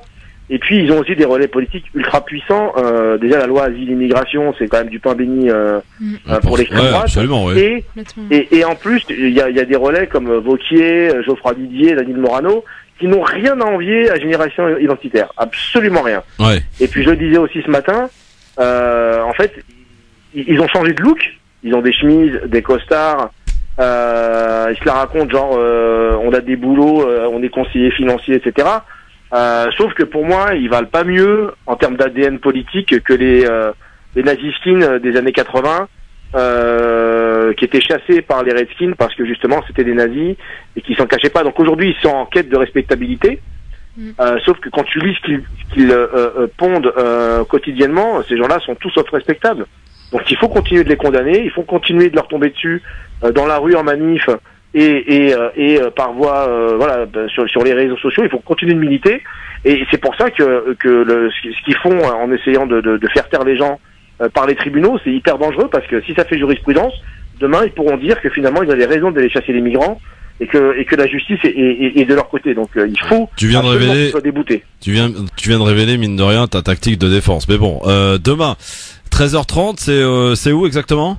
C'est dans le nouveau palais de justice, super. Porte de Clichy. Porte de Clichy, ouais, il paraît qu'il est beau, ce palais de justice. C'est du verre, quoi. Ouais, t'auras l'occasion de le visiter, ça te fait une occasion d'y aller, quoi. Ah bah non, mais j'y suis déjà allé pour le procès d'une amie il y a pas longtemps. Ah d'accord, ok. Bon, du coup, je commence à être un habitué des lieux. Oui, alors est-ce qu'on peut venir te soutenir ? Est-ce que les gens peuvent venir ? Grave. Bon, en fait, en fait, tous ceux qui ont signé, toutes celles et ceux qui ont signé la pétition, le comité de soutien ont reçu un email les invitant à venir. La page Facebook du comité de soutien a appelé les gens à venir, donc oui, les gens peuvent venir. Et s'ils veulent venir, c'est un peu en amont de l'audience, donc avant 13h30, parce que je pense que la jauge, elle est pas énorme. Et une fois qu'elle est atteinte, les gens resteront à l'extérieur de la salle et non pas n'assisteront pas au. On peut pas y assister au procès ? Comment ? On peut pas y assister ? Si, mais jusqu'à ce que la salle soit remplie. Ouais. D'accord, ok. Bah alors on compte sur vous, évidemment. Comme il y a dans les promotions. Dans la limite des stocks disponibles. Dans la limite des stocks disponibles. Voilà, c'est ça. C'est entendu. En tout cas, donc nouveau palais de justice, Porte Clichy demain, un petit peu avant 13h30, si vous le pouvez, pour venir soutenir notre copain Majid Messaouden, notre chroniqueur du LGF, qui a besoin de vous. Bon, Majid, est-ce qu'on peut dire tranquillement qu'on est assez confiant, non ? Moi j'y vais serein parce que j'ose pas croire que la justice va condamner des militants progressistes alors que eux, pour ce qu'ils ont fait au col de l'échelle, ils n'ont aucune poursuite de la part de l'État. Donc je suis serein, en tout cas je suis déterminé. Je te dis un gros merde en tout cas, et puis je te dis demain, je te rappelle pour que tu nous dises un petit peu ce qui s'est passé. Absolument. Même heure, même endroit, j'ai envie de dire. Même heure, même endroit. Salut mon Majid, à bientôt. Salut, merci à vous. Et bon courage pour demain. Tous derrière toi. 01 40 33 9000. Bah oui, attendez, faut soutenir les gars là, on a besoin. 01 40 33 9000. Il y a encore du monde qui veulent s'exprimer. Je crois qu'il y a une auditrice de Marseille. Bonsoir. Allô. Elle a attendu patiemment. Bonjour, quel est votre prénom, chère madame? Je m'appelle Siem. De Marseille. Peut-être, non? Oui, éloignez-vous de votre poste parce qu'on entend un petit retour qui est assez désagréable, je dois vous l'avouer. D'accord. Et là, ça va mieux? Ah oui, ça va beaucoup mieux. Alors Siem, voilà. Dites-moi, on est dans l'affaire Tarek Ramadan et on est dans les déclarations du frère de Tarek Ramadan dans la presse suisse qui dit que les musulmans vont lui pardonner ses relations extra-conjugales et que Tarek Ramadan reviendra en haut de la scène. Qu'est-ce que vous en pensez, Siem, pardon? Voilà. Moi déjà, je voulais poser une question. Je voulais savoir est-ce que son frère est censé le représenter et est-ce que ce qu'il dit pour lui, bonne question. Est-ce que le fait de parler pour lui, est-ce que Tariq Ramadan, il est d'accord, quoi? Est-ce que non, je sais pas, est-ce j'en qu'ils sais sont en rien. accord? Est-ce qu'il n'y a pas quelque chose derrière? Parce qu'on a tendance à nous cacher, nous les musulmans, certaines choses, je vous l'avoue. Donc moi, je suis pas là pour défendre Tariq Ramadan, ou qui que ce soit, ou son frère, ou quoi que ce soit, mais je suis là pour parce que j'ai entendu certaines choses dans la voiture. Et je suis rentrée chez moi, je suis restée bouche bée de voir comment nous, les musulmans, on réagit face à des personnes qui veulent nous humilier, qui veulent nous faire passer pour des personnes qu'on n'est pas, qui veulent faire passer surtout notre religion pour ce qu'elle n'est pas. Donc nous, notre religion, à nous personnellement, on la connaît, on sait ce qu'elle est. Donc nous, c'est pas notre rôle de le juger. Je vous dis sincèrement, moi je suis pas là à porter le voile, voilà, mais en tant que musulmane, j'ai un intérieur qui fait que je dois me comporter, de bien me comporter, pour que les personnes qui sont face à moi ne vont pas me juger. Là, on est en train de juger Monsieur Tariq Ramadan parce qu'il a des faiblesses, parce qu'il a des défauts. On dit voilà, tout ce qu'il a dit c'est pas bon. Pourquoi tout ce qu'il a dit c'est pas bon? Parce que tout ce qu'il a dit, je suis désolée, ça a quand même servi. N'oubliez pas que Tariq Ramadan, il prenait tellement d'ampleur, il faisait peur à certaines personnes qui salissaient l'islam. Ça, il faut pas l'oublier. On est en train de nous le faire oublier. Pourquoi on le met autant? Les médias, ils sont autant devant. Pourquoi on le met au devant de la attendez, scène? Siem, si pardon, Siem, si je puis dire, vous mélangez un petit peu tout là, parce que là, on ne remet pas en cause le fait que Tariq Ramadan est devenu la cible, etc. par le fait qu'effectivement, ce soit quelqu'un qui soit devenu dérangeant ou ça. Peut-être, on pose la question, mais c'est pas la question du jour. Aujourd'hui, non, par je sais que c'est pas la question aux propos du jour, mais aujourd'hui, du frère, on fait un mélange pour embrouiller les musulmans. Voilà, moi en tant que musulmane, je vous dis, ils ont pas besoin, nous, ils s'embrouillent tout seuls des fois, vous savez. Voilà. Oui. Ils sont assez grands pour s'embrouiller tout seuls des fois. Hein. Comment? J'ai dit ils sont assez grands pour s'embrouiller tout seuls, hein, croyez-moi.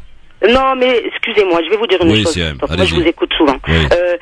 Les prêtres, les chrétiens, les juifs, eux aussi, ils ont fait des erreurs. L'homme, Dieu nous a fait comme ça avec des faiblesses. Oui. On fait des erreurs. Nos erreurs sont faites des fois pour nous faire avancer, pour nous permettre autour de nous de nous rendre compte qu'on n'est pas seul et qu'on a besoin d'autres personnes. Pardon de vous couper. Là, je vous le dis, monsieur, il en a fait une peut-être. Mais nous, on n'est pas là pour le juger. Et notre religion, qu'est-ce que nous dit notre religion? Elle nous ordonne de donner de bons conseils. Et moi, quand j'entends des gens qui disent « Ah, je le condamne », excusez-moi, le président, il est censé avoir un bon comportement. Est-ce que vous avez vu qu'on est en train de le condamner ou on en a marre, on veut le faire sortir, on l'écoute pas? Il a eu de bonnes paroles. Et ces paroles, je vais vous dire, c'était une arme qu'il avait. Et nous, moi, personnellement, je vous dis pas oui, c'est le meilleur ou quoi que ce soit. On est en train de tout mélanger. Il a fait des erreurs. Ça veut dire qu'il a fait des erreurs. Tout ce qu'il a dit, c'est pas crédible. Mais quand j'ai entendu dire ça, ça veut dire quoi? Alors mon père, il a fait des erreurs, c'est plus mon père. C'est ça?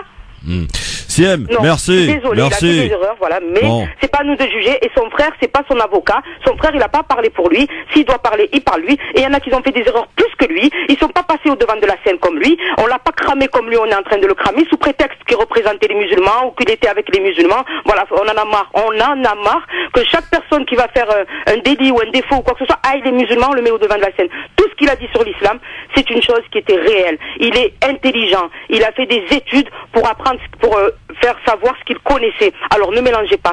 Ce qui nous a fait savoir... Ah mais non, on mélange rien, hein, Siem. Voilà, attendez, pardonnez-moi, on mélange rien. C'est des erreurs, on reprend juste les propos du frère, je le rappelle. Merci Siem. De Marseille. Très énergique, hein, Marseille. Vous êtes vénère comme ça tout le temps à Marseille ou c'est comment ça se passe? Hein, vous êtes sur le... Tant je pensais qu'à Marseille on vivait tranquille, il y avait le soleil, on était reposé. Vous êtes en stress nickel. Bon, 01 40 33 9000. Allô, bonsoir. Oui, bonsoir, c'est Bonsoir. Samir 95. Salut Samir 95, quelle voix très sérieuse là pour le coup. Salut Samir, tu fais quoi dans la vie? Oh, pas trop. Pardon? Tu fais quoi dans la vie? Je fais du commercial. Il y a beaucoup de commerciaux qui nous écoutent, hein. Beaucoup de businessmen, hein, c'est radio business ici. Hein. Par rapport à Ramadan, je ne sais trop rien, mon avis. Moi, je voulais surtout intervenir sur les Pour un commercial, faut déjà commencer par parler en face de son téléphone. C'est toujours bien d'être entendu, mon ami. Voilà. Bon. Alors. Non, c'est un coup de gueule envers l'État et ce gouvernement. Jusqu'à maintenant, on entend parler beaucoup du fait du harcèlement et des viols concernant des viols en réunion et autres, des viols. Et ça, il y a gros coup de gueule parce que hier, je passais tranquillement et un gars passait avec sa radio à fond, enfin son poste à fond, et il écoutait des musiques de haine envers la femme, de propos graves. Ah bon? Je comprends pas. Non, j'ai pas d'exemple. J'ai été élevé. Donc et je comprends pas pourquoi il y a voilà, on dit rien. je sais pas, c'est impressionnant. Mais je comprends pas, attends, Samir, t'as fumé quoi avant d'appeler là? Pardon? T'as fumé quoi avant d'appeler, Samir? Je comprends rien à ce que tu me dis. Du nana. Ouais, ça doit être ça, oui. Du nana. Ouais, je sais pas d'où tu l'as pris celui-là, mais... Je parle au niveau des musiques en rap. Oui, oui. Concernant la haine des, enfin, quand je dis la haine des femmes, c'est ma traduction, mais avec une vulgarité impressionnante et qui est libre de service, libre de quoi que ce soit. Enfin, c'est impressionnant. Et ensuite, derrière ça, on entend des viols en réunion ou pas en réunion. D'accord. En fait, tu veux dire qu'aujourd'hui, on est en train de banaliser et de faire de la femme un objet, c'est banalisé dans les musiques, dans les films d'ailleurs, au-delà de la musique maghrébine, dans la publicité, la femme est utilisée pour vendre un pot de yaourt, faut le rappeler quand même, surtout quand elle est bien dénudée. Oui, on est tous d'accord là-dessus. Samir, il n'y a pas de problème. Mais qu'on banalise la chose par la musique et qu'il y a, j'ai l'impression, un concours entre ces chanteurs-là qui dira le plus de vulgarité. Et vous savez, un ado qui écoute ça, quand il voit une fille, il a autre chose qu'à lui parler, quoi. Oui, alors c'est vrai, tu as raison, effectivement, ça mériterait qu'on en parle et qu'on en fasse un sujet. Il y a l'intelligence quand même entre la pensée et l'acte. Oui, mais l'intelligence, vous savez, l'intelligence quand elle est travaillée, vous prenez un ado qui, on va dire pas démuni, j'aime pas ce mot-là, mais de différents quartiers avec un QI inférieur à je ne sais pas combien. Oh, Samir, détends-toi. Dans les médias et dans la chanson. Pour lui, une femme, c'est un objet, point à la ligne. Ouais, mais Samir, tu caractérises beaucoup là. Tu caractérises beaucoup, enfin, tu caricatures beaucoup les choses là. Mais non, c'est d'une vérité pure aujourd'hui. Ouais, permets-moi de te dire que c'est ta vérité, c'est pas la nôtre, hein. Voilà. Tout à fait. Bon, merci en tout cas de l'avoir dit, à très bientôt. Merci, à bientôt. Au revoir. C'est fou comme quoi des fois on peut s'enflammer, et partir très loin. Dérapage total là. Dérapage. Ah ouais, non, parce que assimiler le fait d'être d'un quartier populaire et d'avoir un QI inférieur à je ne sais quoi. Non, il y a plein de gens qui ont fait maths sup et qui ont fait Sciences Po et qui viennent des quartiers populaires, mon ami, et qui ont ou même qui n'ont pas fait d'études mais qui sont quand même intelligents. Un haut respect de la femme. Il n'y a pas besoin d'aller dans un quartier populaire pour retrouver ce type de personnage. Il y en a dans le 16e, il y en a partout. Y compris dans les grandes campagnes de France où la femme est on les voit tous nos politiciens qui sont accusés de harcèlement, ils ont pourtant fait des études, ils ont pourtant sexistes à l'Assemblée nationale, les députés de la République. Voilà. C'est pas une question d'études. Bon, allez, dans un instant on continue parce que on aime vous écouter. 01 40 33 9000, mais on a quand même un zapping, un avis tranché, un buzzer à faire, tout de suite. Le grand forum LGF jusque 18h avec Nargis dans un instant qui va nous livrer son avis tranché sur un sujet qui mérite qu'on s'y attarde. C'est tu souhaites nous parler toi de la maire de Tunis, c'est ça? Enfin, pas exactement en fait, c'est juste pour revenir sur la perception de son élection en fait en France. Ah oui, d'accord. C'est plus le regard français sur son élection. Oui, effectivement, une femme qui arrive à devenir maire, ça interroge. Voilà, 01 40 33 9000. Hafid. Il est où Hafid? 01 40 33 9000. Allô? Oui, bonjour Christian, bonjour aux invités. Il y en a qu'une, elle s'appelle Nargis. Bonjour. Ah, ok, bonjour. Donc, voilà. Sois pas déçu à ce point-là. Hein. Ouais. Sois pas déçu comme ça y est, tout va bien. Hein. Non, ça va. Bon, alhamdoulilah. Alors. Ça va. Ça bouillonne un peu à France Maghreb d'aujourd'hui. Oh non, tranquillement. Hein, non, tout va bien. Chacun s'exprime avec ses mots, avec son ressenti.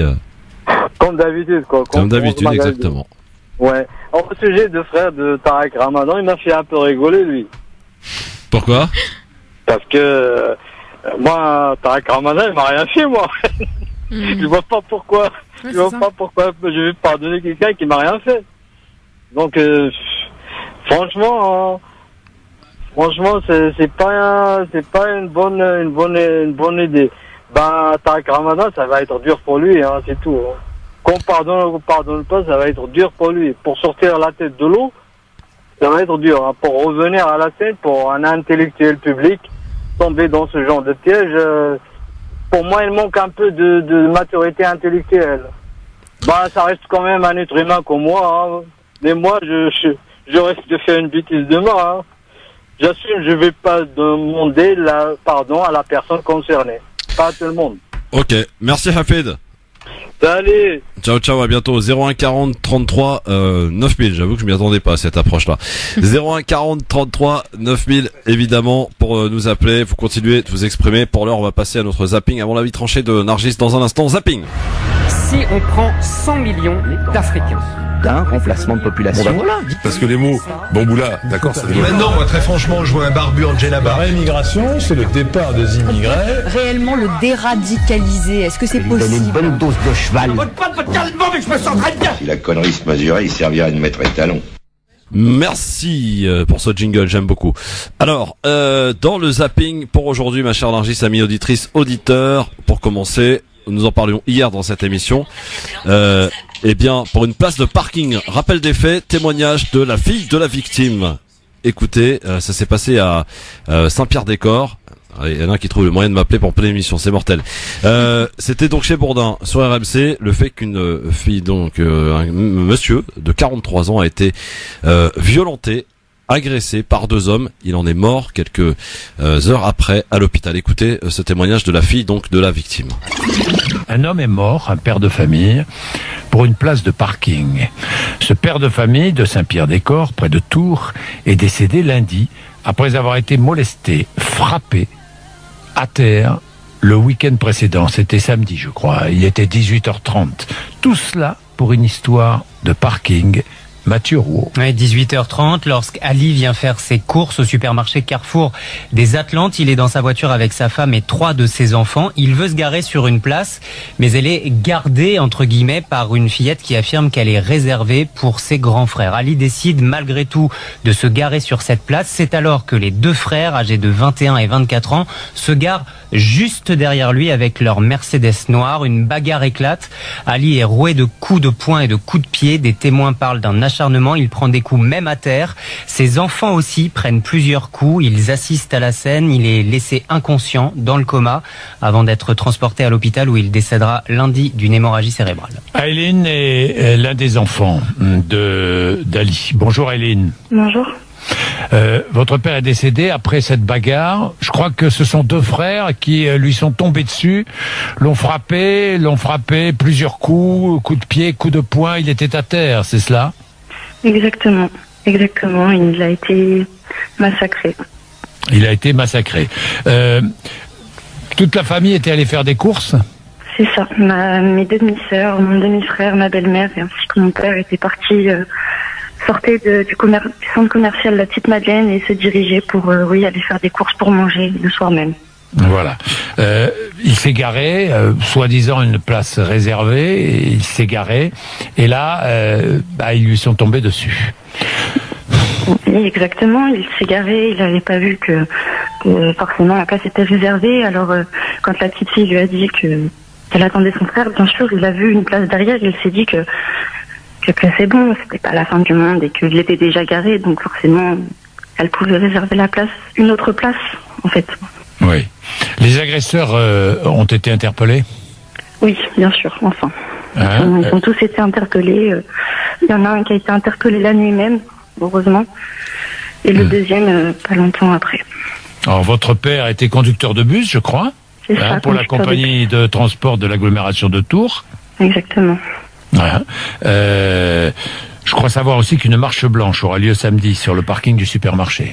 Alors non, la marche blanche est malheureusement annulée, car la famille a peur à des débordements, des représailles ou quoi que ce soit, et on ne veut pas mettre d'autres personnes en danger. Oui. Tout le monde fait part de sa sidération. Oui, exactement, oui. De cette violence gratuite. Tout ça pour une place de parking, Hélène. Oui, je suis d'accord avec vous. Pour moi, je qualifie ça d'un acte inhumain.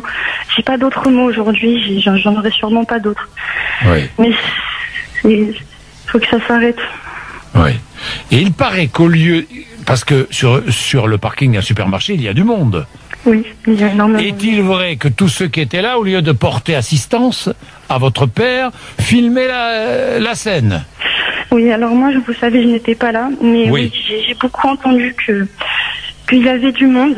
Bon, au début, pas tout le monde l'a vu. Les gens sont arrivés au fur et à mesure avec le bruit, je pense, les cris.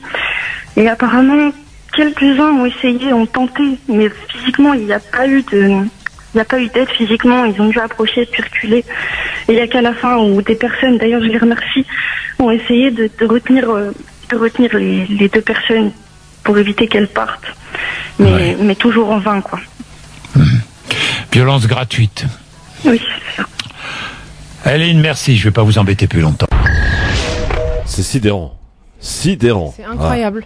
Je suis choquée. D'entendre ça, Vraiment. Ali, devant ses 3 enfants, pour une place de parking. sa femme, pour une place de parking, il s'est fait rouer de coups. C'est... Et ça me rappelle étrangement une affaire qui s'est produite dans le RER, dans le hall central de Châtelet-Les-Halles, pour ceux qui connaissent. Vous voyez, c'est énorme, c'est fréquenté, c'était un vendredi soir à 18h. Pour un simple geste, j'ai envie de dire, un jeune homme de 21 ans s'est fait tuer à coups de couteau. Sans que personne ne réagisse, et au lieu de ça, on filmait la scène. Non, c'est incroyable. Voilà. Calmons-nous, quoi. C'est qu'une place de parking, on s'en fout, il y en a d'autres. Voilà. Non, mais surtout d'arriver à ce stade de violence, en fait, à ce niveau de violence, je trouve ça aberrant. Je sais pas ce que les gens ont dans la tête parfois. Ouais, on se pose des questions. Bon. Pour en arriver là. 01 40 33 9000 peut-être pour nous dire un petit peu si vous êtes là-bas, je sais qu'on nous capte du côté de Tours pour nous dire un petit peu quel est un petit peu le ressenti de tout cela. Et donc la famille qui décide par peur de représailles d'annuler la marche silencieuse qui devait avoir lieu sur les lieux du crime, parce que c'en est un, donc samedi prochain sur le parking de ce centre commercial. Dans le zapping, autre chose, Alexandre Benalla était auditionné ce matin au Sénat. Voici un petit résumé de ce qui a été dit, de ce qu'il a dit, de ses déclarations tout au long donc de cette audition ce matin, qui a été retransmise d'ailleurs, je dois le dire, par toutes les chaînes d'infos, avec une petite particularité pour CNews qui nous commentait au cas où on comprend pas ce qu'il dit, ce qui se passait, ce qu'il disait, contrairement aux autres qui ont purement et simplement diffusé la scène, enfin l'audition. Et on écoute Alexandre Benalla. J'ai ressenti à un moment un acharnement médiatique, un acharnement politique. À l'occasion de la campagne présidentielle, je regrette de vous dire, je n'étais pas le garde du corps d'Emmanuel Macron. Je n'ai jamais été le garde du corps d'Emmanuel Macron. Mais sur des meetings, j'étais proche de lui physiquement, et on l'a vu dans les médias, mais comme un certain nombre de personnes sur lesquelles on ne porte pas le focus aujourd'hui.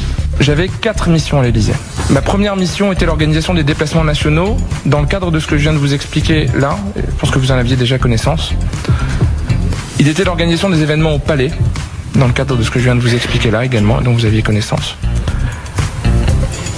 Il était le cadre de l'organisation, et je vais employer le terme parce que ce qu'on appelle les déplacements privés du président de la République. Je pourrais m'en expliquer si vous avez des questions là-dessus. Et il était dans une tâche qu'on a appelée coordination des services de sécurité. J'ai fait une demande à titre personnel d'autorisation de port d'armes pour des motifs de défense et de sécurité personnelle. Pouvez-vous nous certifier que vous n'avez jamais porté votre arme lors des déplacements publics du président de la République? Si j'étais en qualité de précurseur et que je partais de mon domicile directement sur le lieu du déplacement, il a pu arriver que j'ai une arme sur moi. C'est possible, ça a pu arriver. Si les policiers d'élite du GSPR et les gendarmes d'élite qui appartiennent au GIGN et qui sont détachés pour emploi au GSPR me craignent ou me craignaient, je suis assez inquiet pour la sécurité du président de la République, en effet. Bon, il se permet quelques petits commentaires. Alexandre Benalla, t'as suivi, ça t'intéresse? Pas du tout? Ça me saoule, désolé pour le terme. Ouais. C'est genre juste insupportable en fait de voir tout l'espace médiatique qu'il occupe, son espèce de nonchalance, alors que ce qu'il a fait pour moi c'est honteux. J'ai arrêté de suivre, mais j'attends de voir sur quoi ça va déboucher quoi. Bon, rappelons qu'il n'avait pas le droit de s'exprimer sur l'enquête en cours, évidemment, puisqu'il y a une enquête en cours. Donc, les sénateurs n'avaient pas le droit de lui poser des questions sur l'enquête en cours. Autre chose dans le zapping, tiens, Éric Zemmour, ça te parle? Il continue d'être invité, lui, sur les plateaux TV. Un petit peu partout, il continue de cracher sa haine tranquillement, gentiment. Un petit extrait de ses nombreuses interventions. Je trouve beaucoup plus violent des gens qui donnent à leurs enfants, parce que c'est pas elle que j'accuse en l'occurrence, ce sont ses parents, comme j'ai fait à Rachida Dati, ce n'est pas sa fille évidemment que j'accuse, ce sont les parents, qui donnent à des enfants des prénoms qui sont étrangers à l'histoire de France, alors qu'ils veulent que leurs enfants vivent en France. Pour vivre en France, il faut s'assimiler à l'histoire de France, à la culture française. Voilà, propos d'Éric Zemmour. Ouais. Le terme d'assimiler, il est genre juste insupportable aussi, mais c'est n'importe quoi en fait. Déjà, on fait partie de l'histoire de la France, quel qu'on soit. À partir du moment où on vit tous les jours, on a grandi ici, on est né ici, on est imprégné de la culture française, donc on fait partie de l'histoire de France, on y participe, on l'écrit tous les jours, et je trouve, enfin, il n'a pas à dire ça. Enfin, c'est heureusement qu'il y a une réaction de la part d'Afsa Toussi que je soutiens. Afsa Toussi d'ailleurs qui a diffusé sur Instagram hier une vidéo où elle a révélé des images de la scène, donc des coulisses qui a été coupée au montage, et quoi qu'on pense de cette jeune femme, je trouve la réaction de Thierry Ardisson vraiment en deçà de ce qu'on pouvait attendre de sa part, puisque au lieu effectivement d'essayer quelque part d'arranger les choses et peut-être même de s'excuser d'avoir pas réagi en l'occurrence au niveau de la scène, il révèle le fait que elle ait besoin d'argent et qu'on ait besoin de lui filer de l'avance sur 5 ou 6 émissions parce qu'elle a des problèmes d'argent. C'est tout simplement honteux, monsieur Ardisson, de se comporter de la sorte vis-à-vis des gens avec qui vous travaillez. Donc je pense que quelques-uns dans le PAF se souviendront de ce geste, monsieur Ardisson. Voilà. Alors il y a pas que, il y a des gens très énervés quand même par rapport à Zemmour et au fait qu'il puisse s'exprimer tranquillement à la télé, à l'image de Jean-Michel Apathy, journaliste. Écoutez ce qu'il dit sur Zemmour. Il dit, sans qu'il soit repris d'ailleurs, il dit, vous savez, De Gaulle et Pétain, il n'y en a pas un qui est blanc et l'autre qui est noir. Les deux c'est gris. Mais il y en a un qui a fait voter les lois anti-juives et l'autre qui a fait le 10 juin 40. Comment on peut éditer chez Albin Michel, qui est une grande maison d'édition, un livre de pacotille comme ça, une merde? Très énervé Jean-Michel, hein. Très énervé, ouais. Oui, mais c'est vrai. On peut se demander comment se fait-il que, voilà. Et encore une fois, parce que ça fait vendre en fait. Je pense que c'est ça. Hein. Oui, mais alors moi la question que je pose, pourquoi. La question que je pose, et je la pose tout tranquillement à tous ceux qui effectivement à longueur de débat qui occupent la scène médiatique, hein, que ce soit à la télé ou à la radio, disent oui, Zemmour, même si on n'est pas d'accord, il doit pouvoir s'exprimer. Ok, je valide. Alors, si on part de ce principe-là, au nom de la liberté d'expression, pourquoi avez-vous boycotté des gens comme Dieudonné, Alain Soral ou d'autres, hein? Je précise ici que je ne partage absolument pas, bien que je n'ai pas besoin de le faire, les idées ou les avis de Dieudonné ou de Soral. Mais si on part de ce principe-là, c'est tout le monde doit s'exprimer ou rien. Voilà. C'est pas de la liberté d'expression à géométrie variable que l'on a envie. C'est pas vous les censeurs de la bonne parole dans les médias. C'est pas vous qui devez décider à notre place qui est bon et pas bon à entendre. Et ça commence à m'agacer, et je crois que je suis pas le seul. Donc, les médias, arrêtez de vous comporter en censeurs, arrêtez de vous comporter en défenseurs de la liberté quand ça vous arrange, et quand il s'agit de certaines personnes, c'est non, ils s'expriment pas. Et ben, c'est pas comme ça que ça se passe. Et heureusement que les réseaux sociaux sont là pour vous contredire à longueur de journée, messieurs, dames. Vous, les censeurs de la bonne parole et de la pensée unique. Stop, y en a marre. Bon, c'était mon petit coup de gueule. On enchaîne. Dans ce zapping, tiens, TPMP, on parle aussi de Zemmour, et un échange violent dans cette émission de divertissement qui s'adresse à un jeune public, animé par Cyril Hanouna, entre Gilles Verdez, qui est un des chroniqueurs de TPMP, et André Berkoff, qui était l'invité. Écoutez. Pourtant inviter Éric Zemmour sur un plateau télé, non pour voilà. 69%. Alors Berkoff, alors,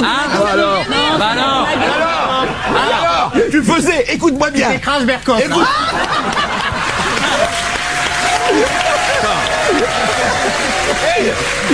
Attends. Ernest, tu fermes ta gueule. Non.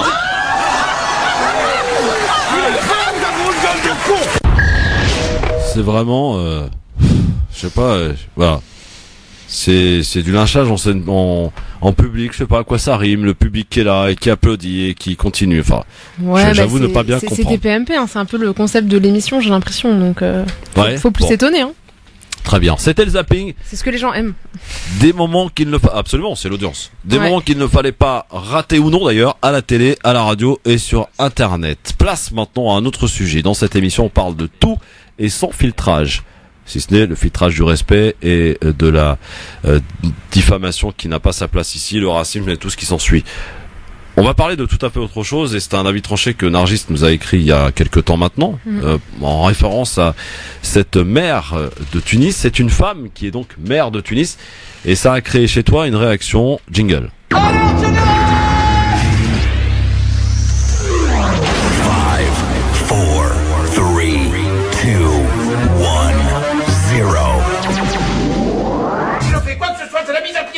Alors piétinez-moi, allez-y. 17h43, alors de retrouver l'avis tranché de Nargis pour nous parler donc de cette mère de Tunis qui est une femme. Enfin, pas vraiment de la mère, comme c'est la mairesse, pardon. Je vais déconnecter de l'actualité brûlante et je vais revenir donc en juillet. C'était l'élection de Souad Abdelrahim à la tête de la mairie de Tunis. Ça m'avait interpellé une fois encore sur la perception en fait française et occidentale de la femme dans le monde arabo-musulman. Obsession malsaine, outil de diversion et de division du combat féministe. C'est toujours pénible à constater, d'autant plus quand on sait que l'Occident n'a pas de leçon à donner au reste du monde quant à la question de la femme. Oui, une femme a été élue maire de Tunis cette année, mais ce n'est pas une avancée, je mets ça entre guillemets, pour le monde arabe. C'est un fait majeur dans le combat unique et universel pour le droit des femmes tout court. Pourquoi cette obsession pour la libération de la femme arabe spécifiquement? Une obsession pour cette femme qu'il faudrait forcément dévoiler, qu'il faut occidentaliser, car autrement elle serait forcément soumise ou enfermée. Les luttes se retrouvent divisées, imposant une vision du féminisme, celui de la femme blanche occidentale. Mais je le répète, l'Occident n'a aucune leçon à donner à ce monde arabe qu'il continue de vouloir infantiliser en lui dictant un code de conduite. La France veut se positionner comme supérieure au monde arabe et pour cela mobilise constamment la figure de la femme qui devrait tout apprendre de la femme française. Donc pour la France, un pays où une femme n'est pas voilée est forcément un pays avancé et pourquoi pas civilisé tant que vous y êtes. De fait, la seule existence d'un statut de la femme tunisien a suffi à la France pour percevoir la Tunisie, je pense ici à la Tunisie de Bourguiba, comme une référence des droits de l'homme dans le monde arabe. 2011 nous a pourtant bien montré à quel point les terrains d'oppression étaient beaucoup plus nombreux. L'Occident n'a pas de leçon à donner concernant la femme, parce que quand la chrétienté considérait la femme comme un être de souillure ou comme une incarnation de forces occultes, l'islam l'avait placée sur un pied d'égalité avec l'homme et symboliquement comme la porte d'entrée au paradis. Parce que quand l'Occident chrétien ne considérait pas comme nécessaire l'éducation des femmes, dans le Dar al-Islam, les femmes étaient respectées pour leur savoir, avaient des disciples et formaient des imams. Parce que quand il n'y a toujours pas eu de première ministre en France, au Pakistan il y a plus de 20 ans, Benazir Bhutto était élu pour son premier mandat de première ministre. Le combat pour les droits de la femme est un combat global et universel pour lequel tous les peuples doivent œuvrer. Le phare des droits de l'homme n'existe pas encore, le phare des droits de la femme encore moins. Que l'Occident et que la France sortent de cette illusion pétrie d'arrogance, d'intolérance et d'orientalisme. Et je dédicace cet avis tranché à Ahed Tamimi. Merci Nargis, je précise, je sais pas si j'ai bien compris, en France il y a déjà eu une première ministre. Une première ministre? Première ministre, oui, effectivement, en 91, si je me souviens, elle s'appelait Édith Cresson. Ah, c'est vrai, sous Mitterrand. Ouais. Donc voilà, non. Elle n'a pas duré longtemps, c'est vrai, mais il y a eu une femme première ministre. C'est vrai. Je ne crois pas qu'il y en ait eu d'autres durant la 5e, à moins que je ne me trompe, et dans ce cas-là, je compte sur mes collaborateurs pour me rectifier, mais il me semble qu'il n'y a eu que Édith Cresson, qui a certes pas duré longtemps, mais qui a été nommée à l'époque par François Mitterrand. C'était 91 ou 92, si je ne m'abuse. Voilà. Ceci étant, vous pouvez nous donner votre réaction. Un petit buzzer avant notre Libertad sur France Maghreb 2, ma chère Nargis. Tu connais le principe. Je te donne des mots-clés. Non, en fait, non, c'est mon premier... Ah ouais. Alors je te donne des mots-clés et c'est à toi de buzzer pour savoir si on développe l'actualité. Si je te dis Arabie Saoudite, Yémen et famine. Je dois dire quoi en fait? Excuse-moi. Si tu buzzes, si tu souhaites qu'on en parle. Allez, le Yémen. Je buzz. Elle buzz parce que 5 millions d'enfants menacés de famine au Yémen. C'est le nouveau cri d'alarme d'une organisation humanitaire, en l'occurrence Save Children. Situation dramatique qui empire avec la nouvelle offensive lancée lundi par les forces gouvernementales et les alliés saoudiens contre la rébellion et le port d'Hodeïda. Témoignage d'une habitante d'ailleurs de Hodeïda, Manen Kaïn. Je vous propose de l'écouter. Les affrontements se déroulent aux abords de la ville, mais malgré cela, ils ont causé la mort de plusieurs civils. Ce sont principalement des gens qui fuient, qui tentent de quitter Hodeïda et qui sont atteints par des éclats d'obus ou des frappes aériennes ou encore qui sautent sur des mines. Les principales routes sont coupées. Il est impossible d'emprunter la route qui relie Hodeïda à Sanaa. Et c'est pareil, nous ne pouvons plus nous rendre à Taez. Une seule route reste encore ouverte, mais en l'empruntant, il faut des heures pour atteindre Sanaa, la capitale. La situation humanitaire à Hodeïda est mauvaise. Il y a des pénuries alimentaires, de gaz et de carburant, et donc cela entraîne une flambée des prix. Voilà, témoignage recueilli chez nos confrères de RFI. Le Yémen, évidemment, on n'en parle absolument plus. On n'en parle pas et pourtant... Ouais, on n'en parle pas assez, ouais. Du tout, voilà, du tout, c'est totalement absent des tragique. médias, ouais. Et pourtant il se passe des choses absolument gravissimes. Voilà, donc en tout cas pour ce Yémen évidemment que l'on suit de près, cette situation et ces bombardements et aussi cette complicité de la France qui vend des armes, rappelons-le, à l'Arabie Saoudite, hein, bien sûr. Ouais. Bon, autre info, à buzzer ou non d'ailleurs. Si je te donne Ville de Lyon, ministre de l'Intérieur, démission. Non. Tu bosses pas? Non, je bosse pas. Bon, si je te donne Ligue des Champions, Quack, RMC. Allez, je buzz. Alors, qu'est-ce qui s'est passé hier? Vous savez que les matchs de la Ligue des Champions qui ont démarré hier et l'unique diffuseur est RMC Sport, les nouvelles chaînes de télé donc. Et il s'est produit un énorme couac hier puisque pendant plus d'une mi-temps, ça n'a pas marché. Ça a eu l'impact sur les réseaux sociaux d'un énervement collectif de tous ceux qui voulaient regarder soit Monaco, soit le PSG, donc qui ont tous les deux perdu, rappelons-le. Eh bien, c'était un gros bug, un gros couac pour la première. Du coup, qu'est-ce qu'ils ont fait? Ils ont décidé d'offrir le premier mois d'abonnement à tous ces abonnés. Alors, rappelons quand même que le chiffre est assez impressionnant, c'est 200 000 nouveaux abonnés pour la seule journée d'hier pour RMC, RMC Sport, le bouquet RMC Sport, pour pouvoir voir la Ligue des Champions cette année, puisque ce sont les seuls pour l'heure à diffuser. J'imagine que dans les quelques mois à venir, après qu'ils aient recueilli suffisamment d'abonnés, ils risquent de vendre un petit peu et de partager avec les autres diffuseurs tels que Beansport et Canal+. Voilà. Mais pour l'heure, gros couac donc pour cette première soirée de Ligue des Champions. Voilà, bon, et ça n'a pas été fructueux pour les clubs français, puisque rappelons-le, Monaco et Paris ont perdu. Paris qui a livré un match vraiment honteux pour une équipe qui prétend gagner la Ligue des Champions. Allez, dans un instant, un petit Libertad comme il se doit, pour terminer cette émission, et sans nul doute que vous avez des choses à nous dire. Vous continuez de répondre à la question du jour, je le rappelle, sur Facebook France Maghreb 2, sur Twitter LGF officiel, en rapport aux déclarations du frère de Tariq Ramadan dans la presse suisse, Le Temps, où il déclare en effet que les musulmans, selon lui pardonneront ses relations extra-conjugales et que Tariq Ramadan, encore selon lui, reviendra en haut de l'affiche, en haut de la scène. Vous êtes d'accord ou pas avec lui? Eh bien, vous nous le faites savoir en votant sur Facebook France Maghreb 2 ou sur Twitter LGF officiel. À tout de suite. France Maghreb 2, France Maghreb 2. LGF, le grand forum, jusque 18h, dans quelques minutes donc encore. Et tiens, on va se faire un petit Libertad comme ça, de manière improvisée, en ce mercredi avec Nargis, qui est toujours là pour vous accompagner, pour m'accompagner. Voilà, elle est rien qu'à moi pendant 2 heures. Voilà, je sais que je vais faire des jaloux, mais tant pis pour vous. Jusque 18h donc, c'est parti pour Libertad, 01 40 33 9000. Vous avez été beaucoup en tout cas, et on a pu entendre et découvrir de nouveaux auditeurs qui, peut-être beaucoup nous appellent pas, préfèrent rester à l'écoute, et qui ont franchi le pas parce que le sujet leur parle. Et on essaie comme ça, au travers de différents sujets, de faire parler tout le monde, toutes les catégories socio confondues. 01 40 33 9000, Libertad. Alors le principe, je le rappelle, c'est que je ne sais pas qui va m'appeler, je ne sais pas de quoi il va nous parler, mais on décroche en direct, comme en voici pour preuve. Allô, bonsoir. Oui, bonsoir Christophe. Ah, Kamel. je peux reconnaître Kamel. Oui. Je suis un ancien auditeur, mais je vais laisser la place aussi aux nouveaux. Ceci étant, je voudrais simplement pointer une petite chose sur le choix de Nargis tout à l'heure, que je salue au passage, en même titre que les auditeurs et auditrices. Je crois que le choix que tu n'as pas effectué, et je me permets justement de venir et d'en parler, c'est celui de Colombe, le ministre, qui est très important parce qu'il faut aussi se souvenir que c'est le ministre des cultes. et que nous autres musulmans, justement, ça pose question de savoir le fait qu'il démissionne ou pas, ce qui va se passer concernant le culte et notamment l'islam en France et non pas de France. Ouais, je suis Comment les d'accord. choses vont se traduire. Ouais.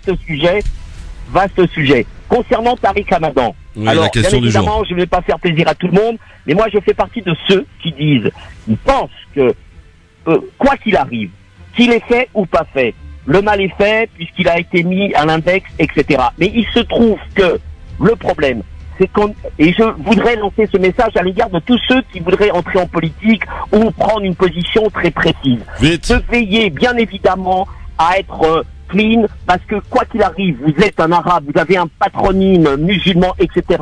On vous rentrera dedans, et c'est pour ça que le guerrier qu'il aurait voulu être, Tariq Ramadan, eh bien, il ne l'est pas à mes yeux, et c'est dommage, il s'est fait avoir. Mais tout ça, il aurait dû l'anticiper. Bon. Je crois que c'est la chose que je voulais faire passer. Merci, et je n'ai Kamel. aucune animosité à l'égard de Tariq Ramadan, qui est un personnage dans la communauté, et il faudra voir par la suite. Merci. Salut Kamel. À bientôt. 01 40 33 9000 00 33 1 40 9000 40 33 9000 pour celles et ceux qui souhaitent nous appeler aussi de l'étranger. Ils peuvent le faire comme ils l'ont déjà fait d'ailleurs à maintes reprises. Allô, bonsoir, qui est là? Ouais. On baisse la radio, qui est là? Ton prénom? Allô, allô. Oui, ton prénom, ta ville d'appel? Ah, c'est Karim de Bordeaux. Karim de Bordeaux, tu payes comment pour nous écouter à Bordeaux? Via Internet, hein. Ah oui, c'est vrai, c'est vrai. Ah, j'aime beaucoup Bordeaux, moi. J'aime beaucoup Arcachon en plus. Ah bah ouais, de toute façon, partout dans la Terre, il y a des endroits paradisiaques, hein. C'est ça. Bon, qu'est-ce qui se passe, Karim? Bon, en fait, moi, je voulais revenir sur les identitaires. Sur les oui, identitaires, oui. Franchement, il y a... Parce que moi, j'aime bien comprendre le pourquoi du comment. Oui. Il y a un moment, j'avais discuté avec un identitaire. Je vous le promets, le mec, il savait même pas faire la différence entre un arabe et un musulman. Je lui dis, c'est quoi la différence entre un arabe et un musulman? Il me dit, c'est pareil, c'est la même merde. Je fais, non, monsieur, un arabe, il peut être juif, il peut être chrétien. Un musulman, il peut être de toute nationalité. Ouais. Et c'est ça, je veux dire, c'est le socle, il ne le savait même pas. Moi, je pense que les gens qui rentrent comme ça dans la haine et la discrimination, c'est des gens qui manquent de culture. Oui, bah et ça qui c'est clair. Et ils sont pas trop allés à l'école, si je puis dire. Oui, t'as raison, Karim. Donc voilà, il suffit d'un peu se cultiver, puis ma foi, ça enlève toutes les barrières, et puis quand on connaît la coutume de l'autre, ma foi, on est des êtres humains. Une barrière anti-connerie. Ça enlèverait ça éradiquerait cette haine inutile, quoi. Merci Karim de Bordeaux. Salut mon pote. Pas de soucis. Salut. À bientôt. 01 40 33 9000. J'en profite pour rappeler que notre ami Majid Messaouden, que nous avons reçu tout à l'heure, passe au tribunal face Génération Identitaire, puisqu'il avait qualifié leur attitude de nazis à l'égard des migrants, et donc ils ont porté plainte et ils passent au tribunal demain au nouveau palais de justice de Paris, porte Clichy. Donc vous pouvez aller évidemment pour le soutenir. On compte sur vous un peu avant 13h30. N'hésitez pas. Allô, bonsoir, qui est là? Allô, salut, c'est Hicham. Salut Hicham, tu nous appelles d'où? Région Centre. Région Centre, on est où? Région Centre, Ouais. Tours, Orléans, Blois? Pas loin de Tours. Tours, ah très bien, très bien. Bon, qu'est-ce qui se passe, Hicham? Un petit message juste pour la famille de Ali. Exact. On les soutient. Rappelons, parce que pour moralement, ceux qui viennent de nous rejoindre, Ali, c'est cet homme de 43 ans qui a été lynché, massacré sur un parking d'un centre commercial pour une simple place de parking par deux hommes qui ont été interpellés. Voilà.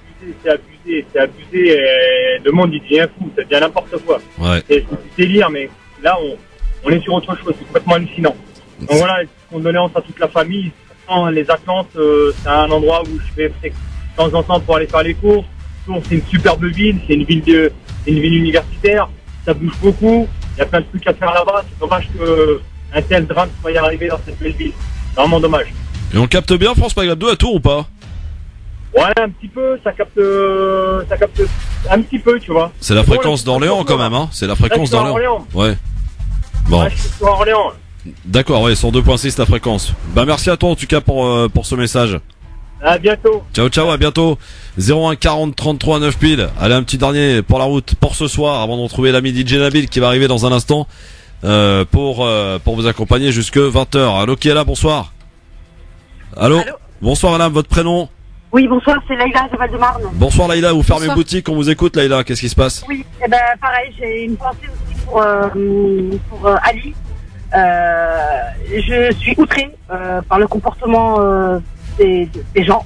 Personne n'a osé aider, soutenir ce monsieur. Il fait rouer le coup devant tout le monde. Tout le monde est en train de fumer. Je trouve ça dégoûtant. Je suis d'accord avec vous et à 100%. C'est ça qui m'a plus choqué. Ouais. Qu'il soit massacré à la rigueur par excusez-moi l'expression, par deux imbéciles, mais autour, on puisse l'aider, quoi. C'est ça qui me choque. Je suis révoltée. Ça me dégoûte, vraiment. Je suis, voilà, c'était mon coup de gueule et j'ai une pensée pour la famille. Vraiment. Allah rahmou. Merci beaucoup en tout cas, Leïla. Merci. Ouais. Bonne soirée à vous. Merci. Bon, ma petite Nargis. Ouais. C'est fini pour ce soir. Déjà. Ce n'est qu'un au revoir. Ce n'est qu'un au revoir, exactement. En espérant te revoir bientôt. Mais oui. Bon. Mais oui. Je te souhaite le meilleur, ma chère. Merci, toi aussi. Et demain, normalement, je dis bien normalement, sauf contre-indication, notre ami Yasser Al-Wati et Nadia Lazouni seront là, un beau couple en perspective, pour vous accompagner. Autre question, autre sujet, vous continuez en tout cas de participer à cette émission, à suivre de près les réseaux sociaux de l'émission, Christophe Le Grand Forum, France Maghreb 2, bien entendu. Si vous avez d'ailleurs des petites suggestions de questions ou de sujets que vous souhaiteriez qu'on aborde, n'hésitez pas à vous envoyer des petits messages privés. C'est très simple, Facebook, vous nous alertez, que ce soit sur Facebook ou Twitter. On est à votre écoute plus que jamais, bien sûr. Bonne soirée à tous. Allez Lyon pour ce soir, j'espère qu'ils vont représenter les clubs français.